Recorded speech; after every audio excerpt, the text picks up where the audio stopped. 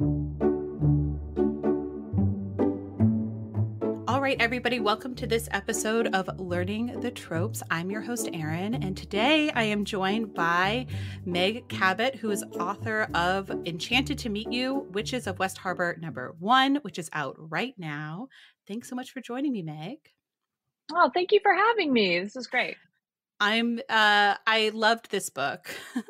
I'm so I had such a great time reading it, and it was definitely one of those books that, like, anytime I had like a few minutes while I was like waiting on a Zoom to start or something, I would be like getting a few pages in. I'd love to hear what is this book about? Well, first of all, thank you. That's Yeah. very kind to say. It is actually about a plus size witch who lives in contemporary Connecticut, keeping her talents kind of hidden, but she owns a little boutique, and one of her special talents is that she can style anybody and make them look great in their Yeah. clothing. And then one day she's at work, and a tall, handsome stranger comes in and tells her she's the chosen one, and she's got to save her town from apocalyptic supernatural destruction. That's just the beginning.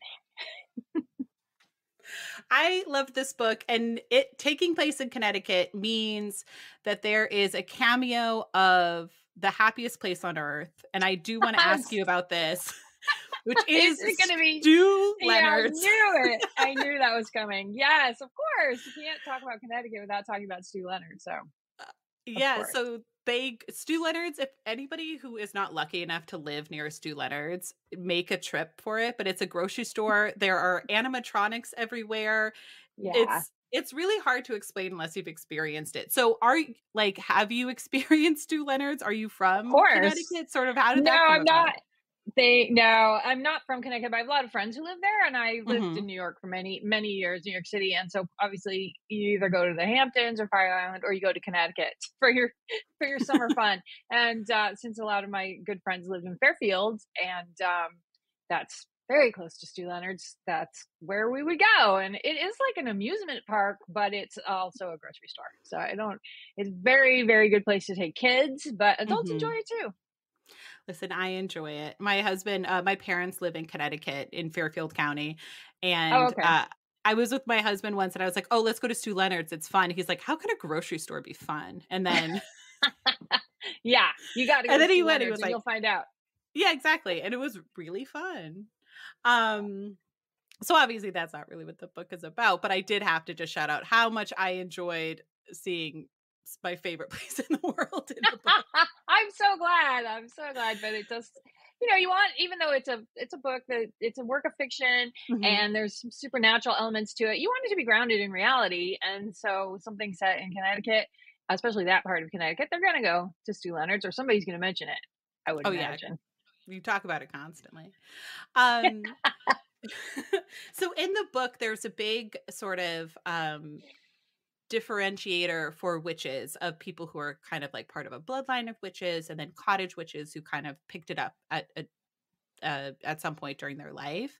Um, and you have an interesting story because the family lore I read is that you are descendants of witches or women who were accused of witchcraft. I'd love to hear a little bit more about that. Oh, sure.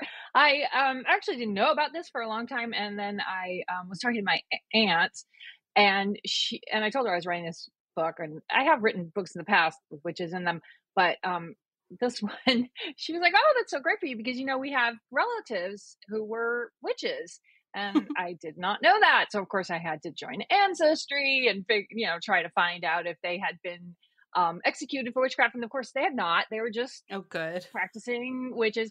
But that got me thinking about the whole kind of issue that exists in a lot of witch media, which is, are you descended from witches? And Hmm. is that the only way that you have magical powers? Or can anyone manifest spells on their own?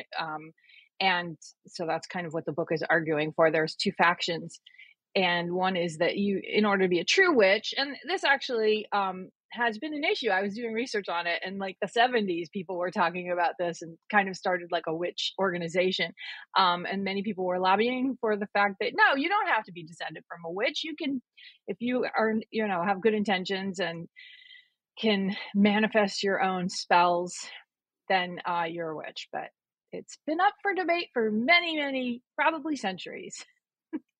Yeah, I think that's the interesting thing about witchcraft, because it's become so popular in the culture, it feels like in the past few years. The idea of like closed practice versus open practice and kind of how you navigate those different things if it is something that you want to explore.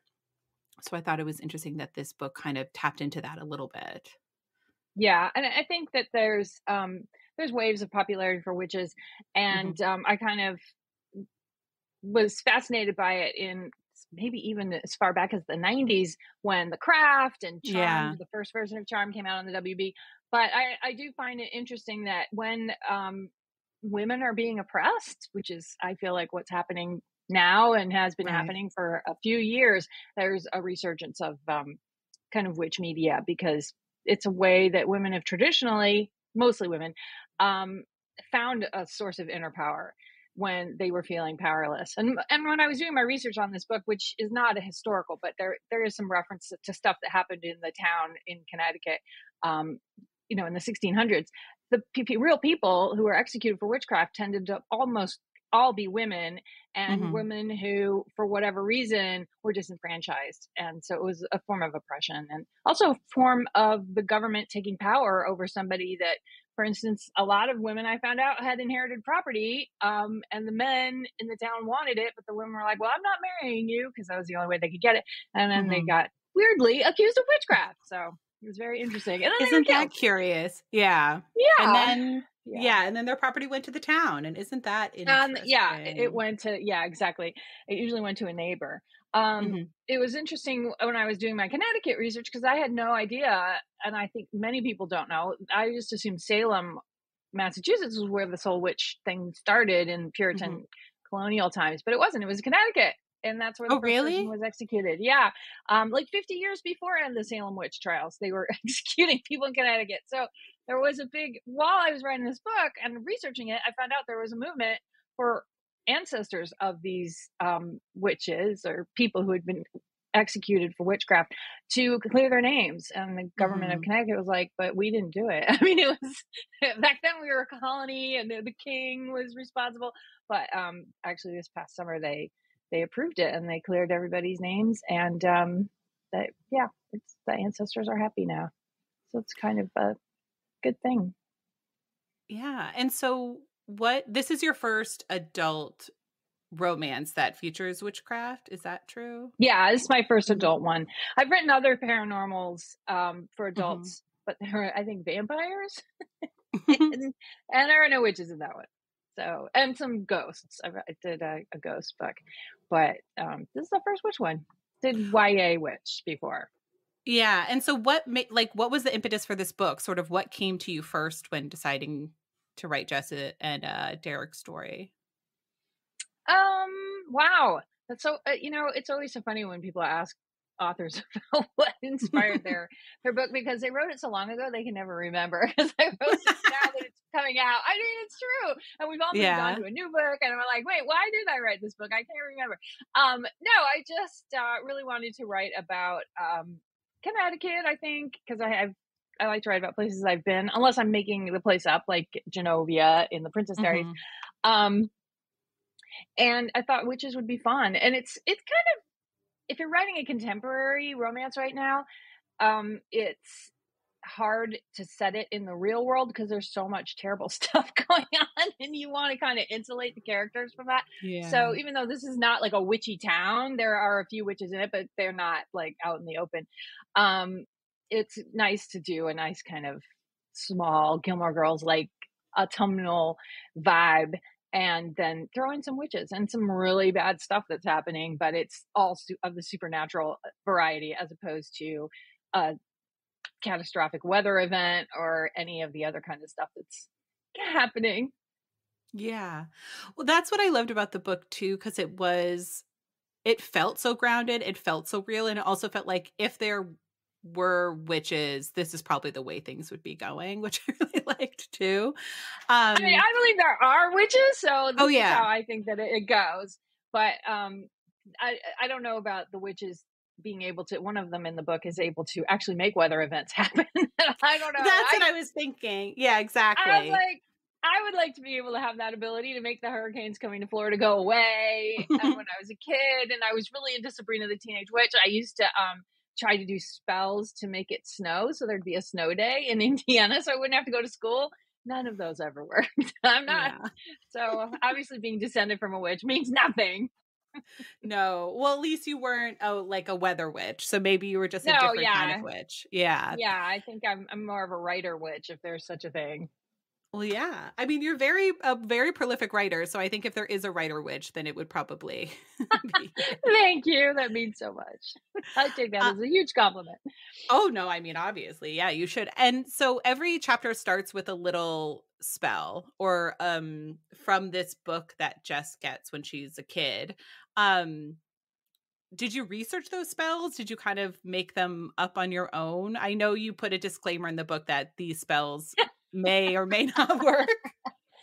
They are actually all based on real spells from Mhm, historical documents from around the time. So what happens in the book is that Jessica finds a I mean, basically, it's a grimoire, is what they would call it, but really, it's kind of like a recipe book from the Puritan mhm, days from a resident who lived in her town, and but the recipes are spells, and they are all truly based on spells from around that time period. So it would have been the 1600s, and I did research extensively, and so everything that's in the spells does have.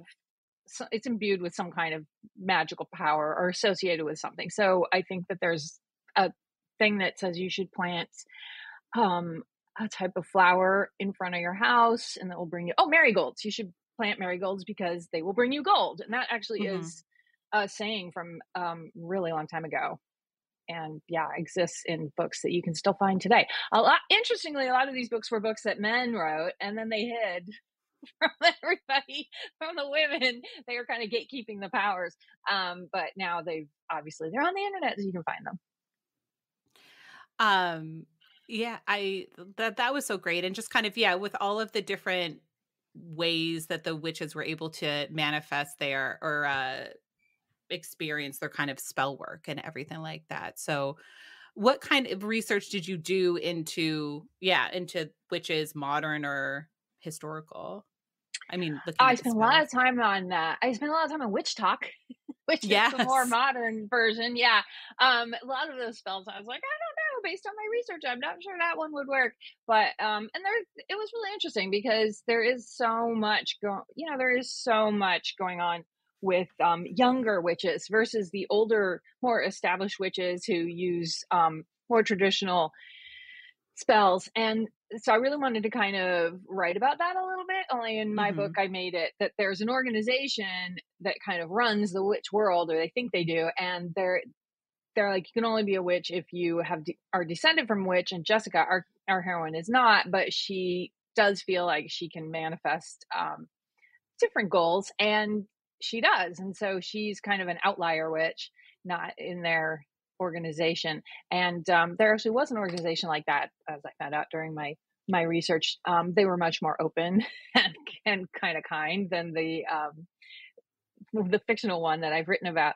But yeah, and the things is there were lots of little arguments that I enjoyed reading about.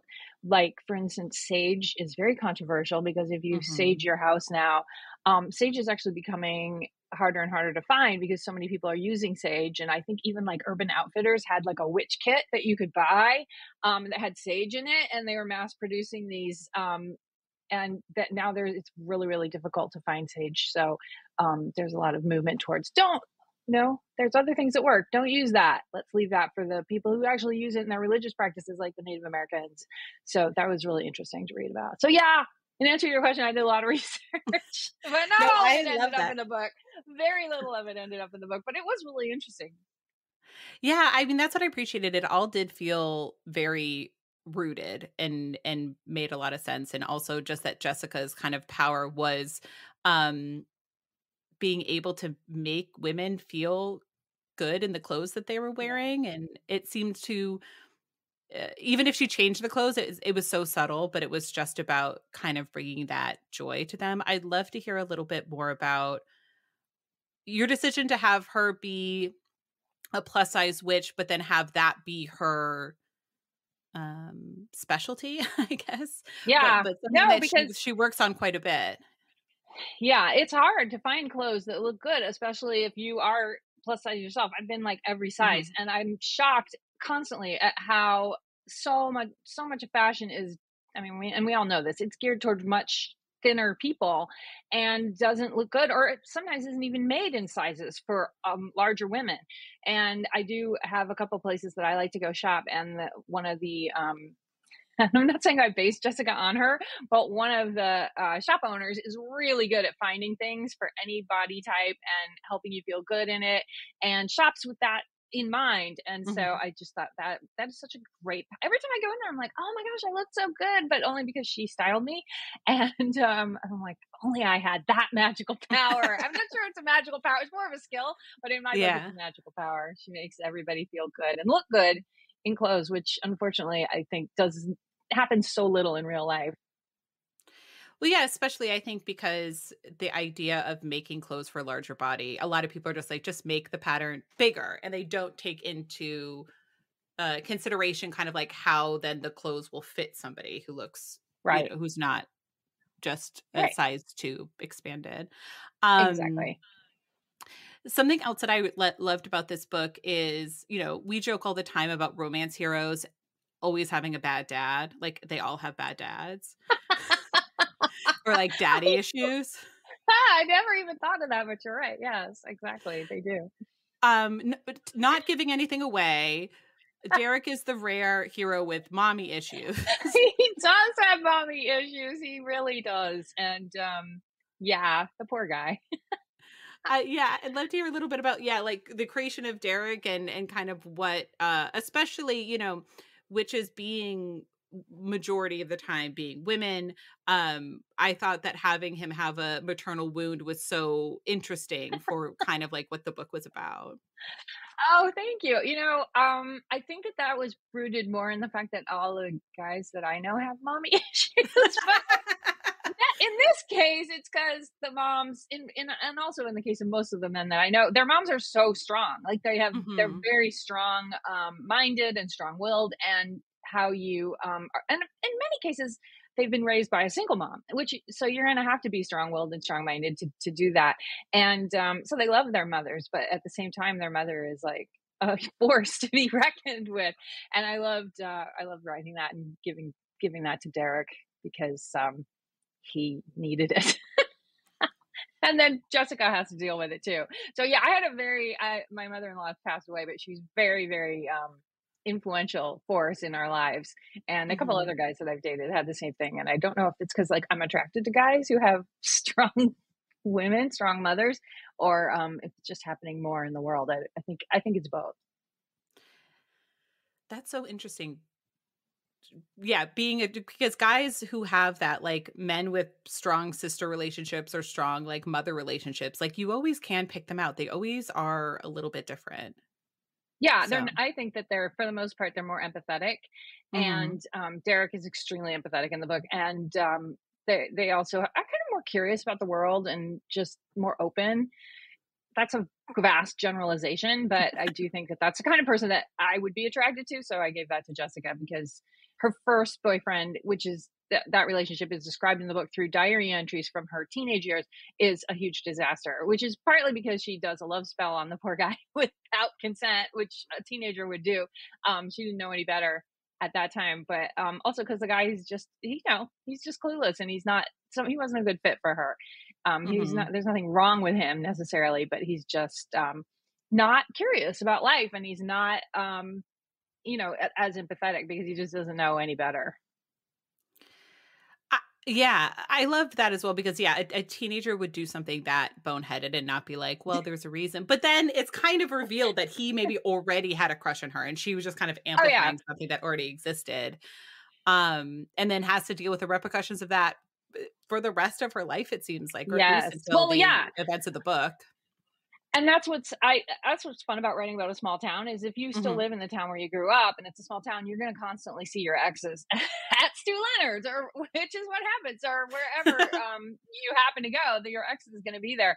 And it's awkward. And actually living in Key West like I do, it's such a small island, and I know so many single people who basically will not date on the island because of that. They don't want to have to run into their ex, so they leave the island to date, or they only date like tourists, which I think is such a interesting problem to have.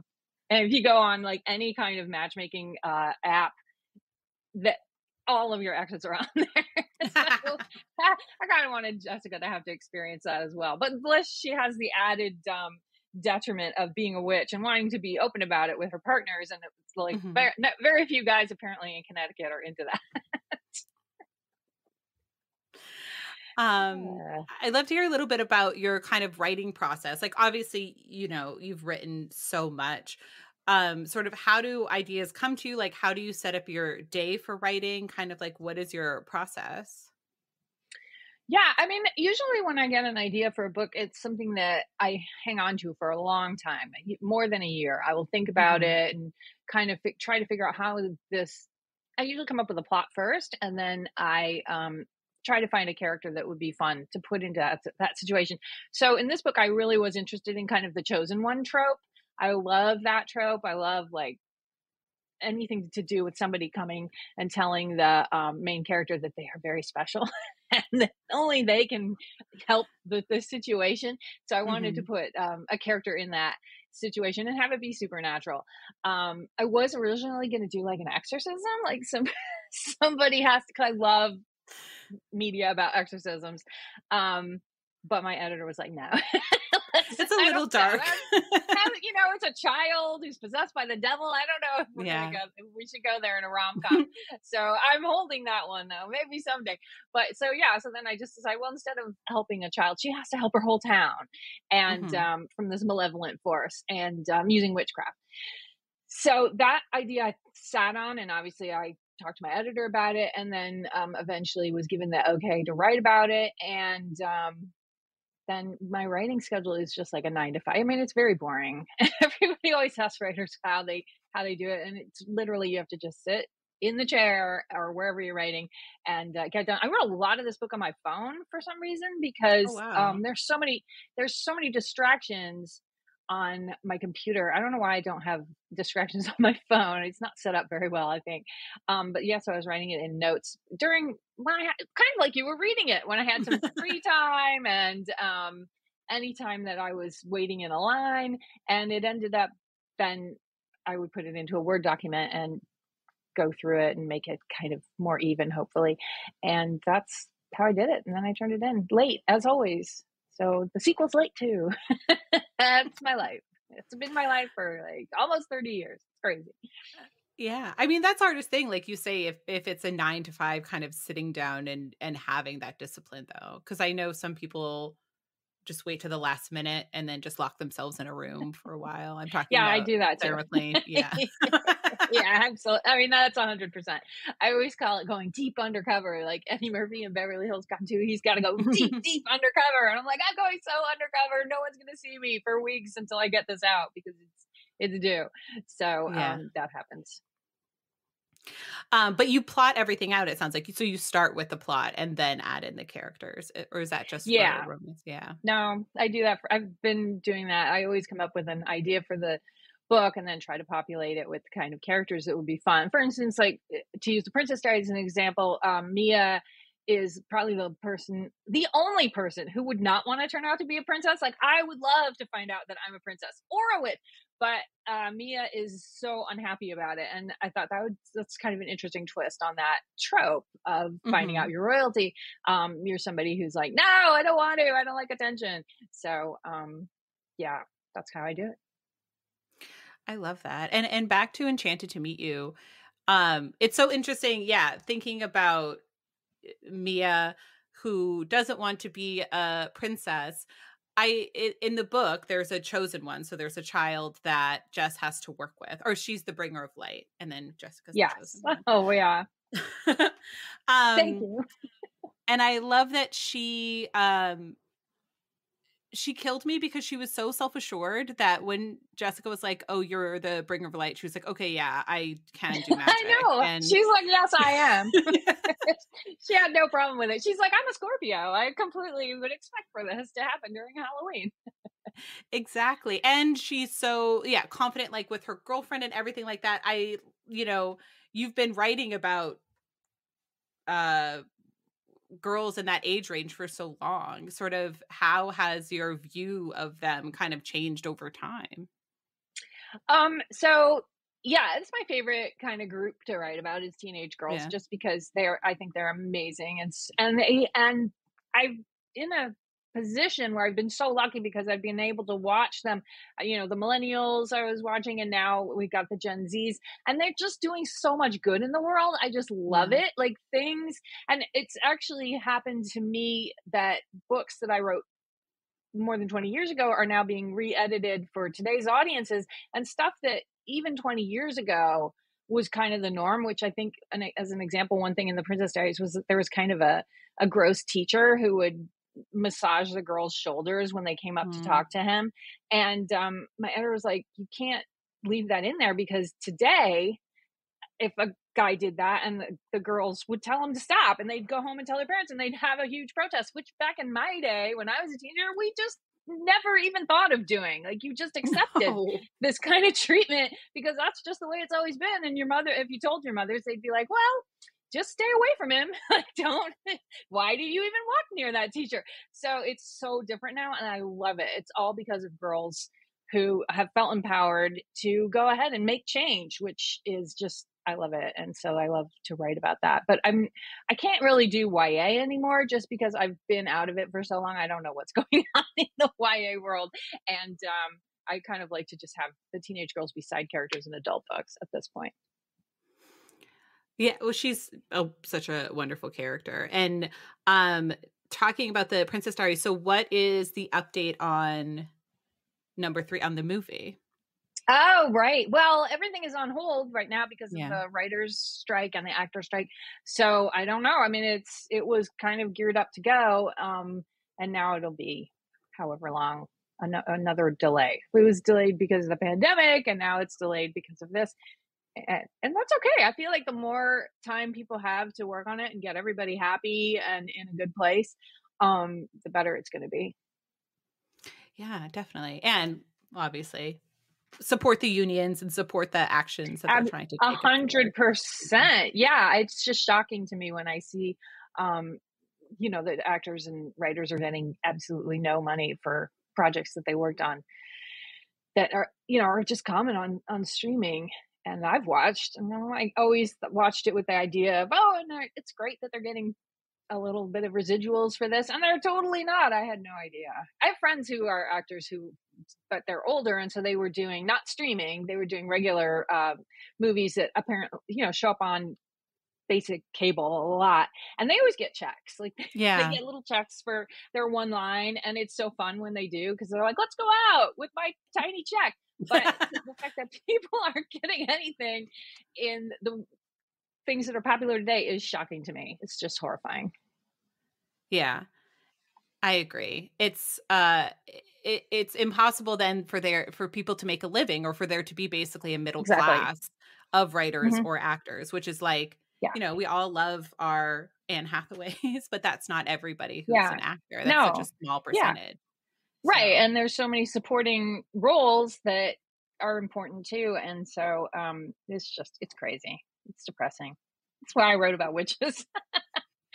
I kind of just leave that world behind. exactly. And small business owners who she treats all of her employees well.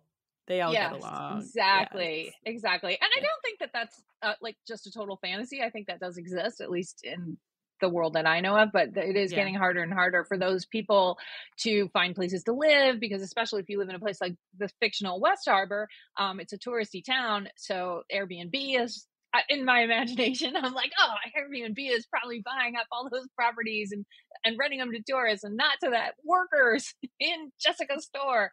So yeah, I hate thinking about it, but you got to, because it I exists. know, that's so stressful. The idea that Jessica has a bungalow that she owns and is Well, able but to she commute. inherited it Oh, from that's her right. parents. That's the only way she got it, and she bought it from them, she says, Mhm, but I'm pretty sure there was a steep discount, because there's no way she could have like a little cottage on the shore, probably, mhm. with her salary. from the shop, maybe, but I don't think so. It was Yeah. a parental deal. She says she does prosperity spells though, so who knows? Yeah, It's oh my god, possible. that's true, and she does have the marigolds outside her door, Yeah. so it might be bringing her gold. That might actually be it. Yeah, so maybe yeah, that'll solve everything then. We just everybody plant marigolds, we'll all be I know, fine. right? And they also ward off some kind of pests too, so they're good. Even just if they don't bring you riches, they also ward Mhm. off. I can't remember what it is, but they help with some kind of biting insect. Cool. Well, that's what I love about all of this kind of like kitchen magic or things like the cottage magic and garden witches and things like that is a lot of it ends up being rooted in fact like later on where Yeah, it's sort of like, oh, you're supposed to plant lavender in your garden. Lavender is a natural insect repellent, things yeah, like that, that it's just like, yeah, the reason that people utilize these things is because they worked and they didn't know right, why exactly they worked, and so it was right. magic, but it doesn't, and obviously, like, not that magic doesn't exist in the world, I believe it does, but, yeah, that's what I love about, kind of learning about all this kind of stuff. Oh, thank you. Yeah, it was really fun, like reading about Earl Grey tea, the bergamot, which is a Mm, type of orange that's grown in Italy. And so long ago, I would say like the 1700s, when people started putting it in tea, it was because they lived in, and the people who did this were people who lived in massive castles or chateaus, and the water that would come that was available to them tasted terribly rank, but the flavor of bergamot helped disguise it. So mm. bergamot is now kind of associated with riches and also gaining prosperity, and you should drink Earl Grey tea because of that. But that's because the people who were originally drinking it were rich themselves and were upper class who lived in these fancy homes with terrible water problems. And that was really interesting to read about too. To me, I'm very into that kind of stuff. I thought that was really, really fascinating. Oh, no, when she said that, I was like, "I should start drinking tea first thing in the morning." Earl Grey every morning. Yeah, it will I bring you riches, apparently. I also didn't realize that bergamot was an orange because I feel like every other romance hero also smells like bergamot, and I'm like, "Oh, okay, that helps me Oh, place yeah. the scent." Yeah. Yeah, it's citrus. It's a citrus. I've never had it, but I mean in tea, but not the Yeah. fruit. So obviously, this is a romance podcast. I'd love to hear kind of like how you started reading romance and kind of like what were the first romance novels that you fell in love with? Oh, sure. Well, I had, I didn't have the greatest childhood and teenage years growing up because I kind of had like a dysfunctional family. So I would spend most of my time at the library, and Mhm. my Monroe County Public Library in Bloomington, Indiana had huge amounts of romance novels. Thankfully, the librarian was super into them. So just these spinning racks of paperback romance. So I started with Harlequin, like many, many of us, Harlequin Presents, and then I moved on to historical romances, and just I was so excited when I got out of the children's section to be able to find this plethora, because they all featured really strong women Right. who were often very empowered even back then. And it was great adventure stories and always very female focused with the promise of a happy ending. And that was what I really needed at that time. And so I have to say, unfortunately, I was a huge Kathleen Woodowitz fan before I kind of realized how off the charts bonkers she was. But that's kind of where I got started. I'm like, oh yeah, she's a girl, but she's disguised as a boy, and he wants to have sex with her. And I was like, this is great. Not realizing, that was maybe also she was like 12 or whatever. It was totally Oh, yeah. inappropriate.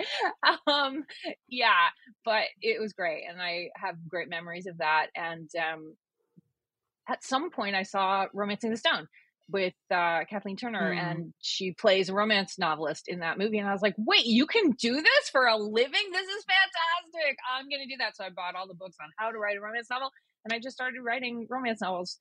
And the first book that I got published was a historical romance under a different name, Mm. because it's my favorite genre. And I like mysteries too, but I always like mysteries that have a romance in them as well and have maybe like a happy ending with a marriage at the end.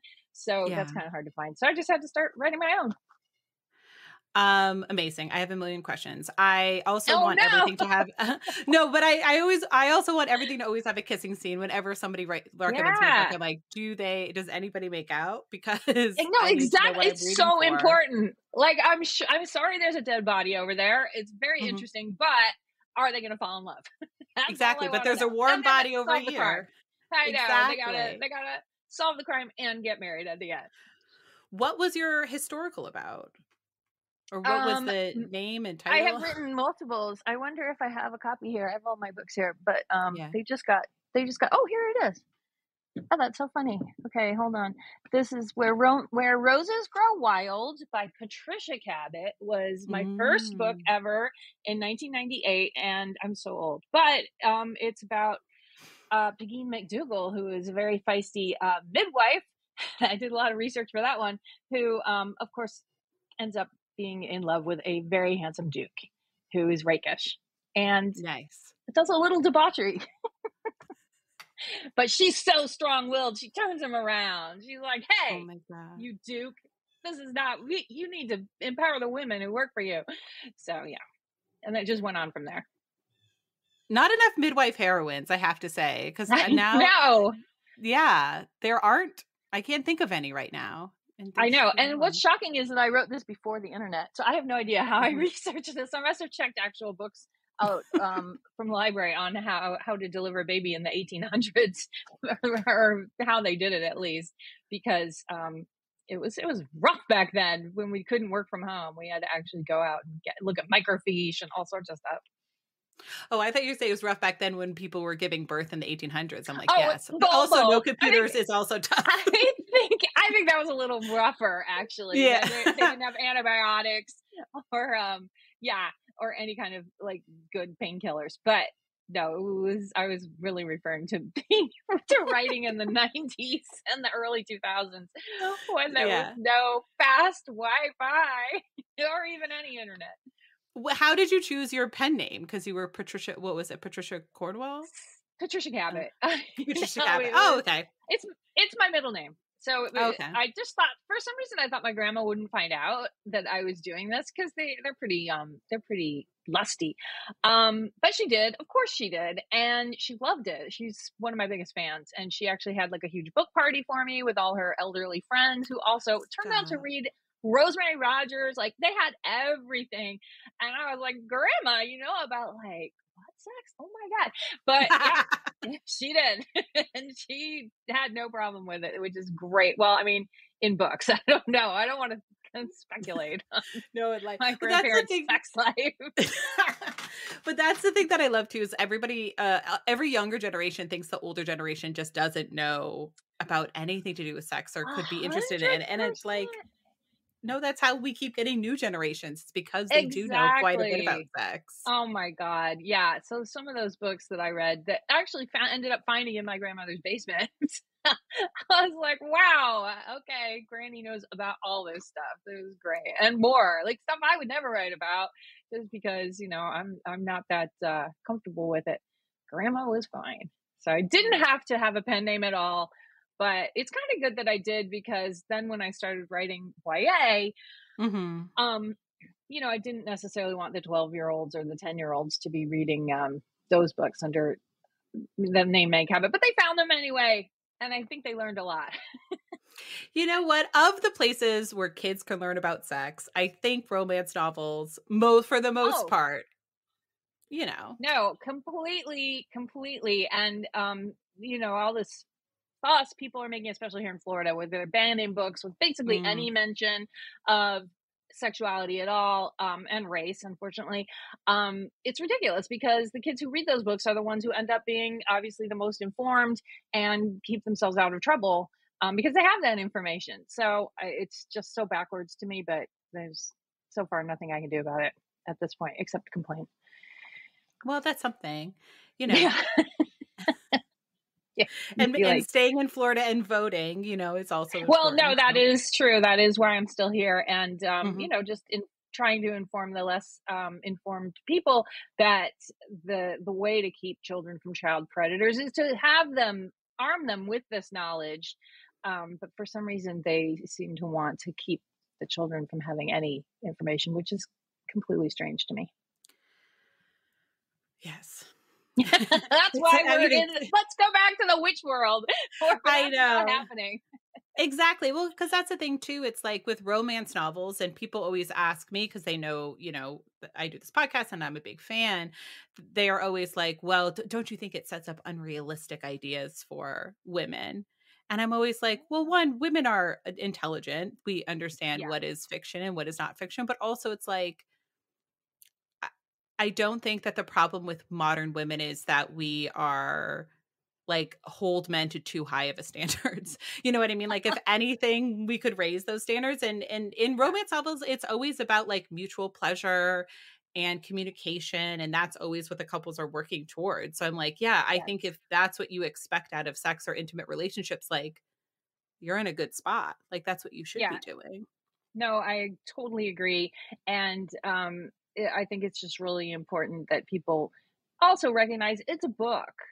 Right. When people are reading thrillers with bloodthirsty serial killers, nobody ever says, "Oh, well, they might go out and commit a crime now because they've got all this in their head."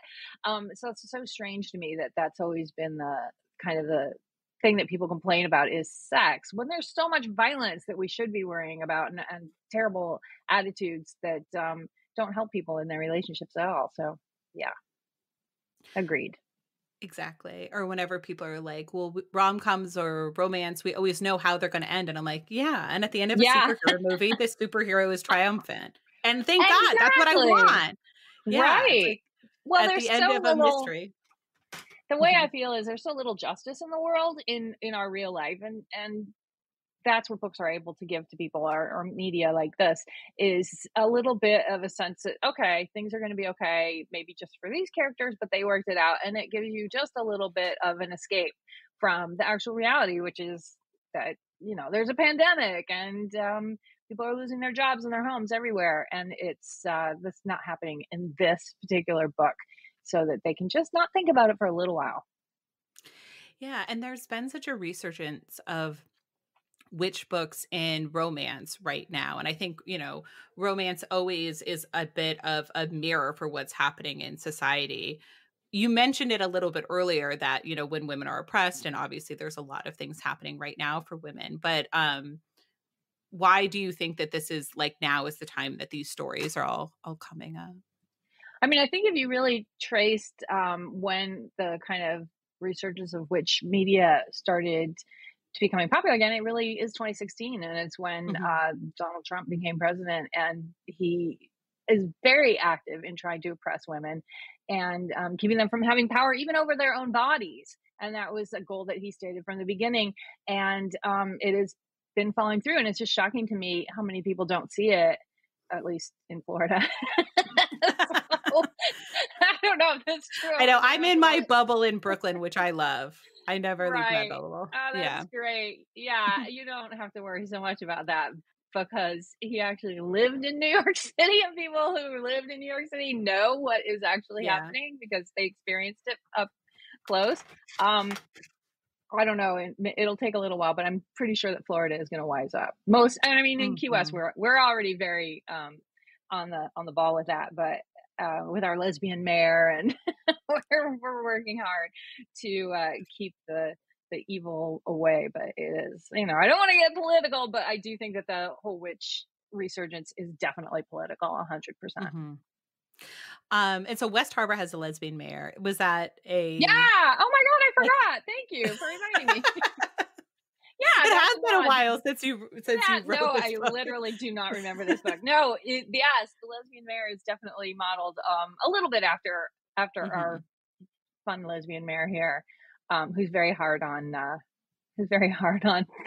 people who are like novids and who don't want to vax and that kind of stuff. She was really great during the pandemic. Oh, fantastic!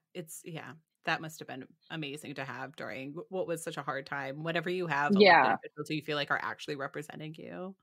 yeah, she did a great job. Um, so this podcast is called Learning the Tropes. I'd love to hear a little bit of your favorite romance tropes. You mentioned historical. Yeah, no, I love um I particularly like enemies to lovers. That's always a fun one. Mhm. Fake dating has become super popular, and at first I was kind of, I don't like fake dating, but then the more I read, the more I realized I love it, and also how many fake dating previous like books and movies that I've watched that I thoroughly enjoyed. So that's always really fun, and I do like second chance. I love that's always fun when somebody runs into somebody that they maybe an ex and rekindle the romance, but there's just really not any that I don't like, I have to say. I'm not that choosy. I like it, especially my favorite is that they have to solve a crime together and learn to Mhm. work with each other, and then they do, and then they also get married. But you know, that's I guess that would be romantic suspense, probably.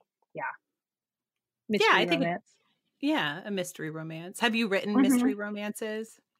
I feel like I wrote a series called they started with Size 12 was not fat was the first book in the Mhm. series, and then she works in a dorm and New York City, and kids are just dying all the time, and she has to solve the mystery of. But then she's also having a ongoing romance with a guy that she knows. So yeah, that's those are some really fun books that I enjoyed.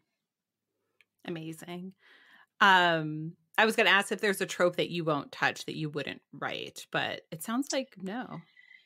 I don't wanna say that because every time I do, I end up doing it. I don't know about sci-fi, which isn't really a trope, Mhm. but I don't as a genre, I don't know. I did kinda do one where a girl got a brain transplant, and so that was like a whole series where she gets a brain transplant, and I did a lot of brain transplant research for those books.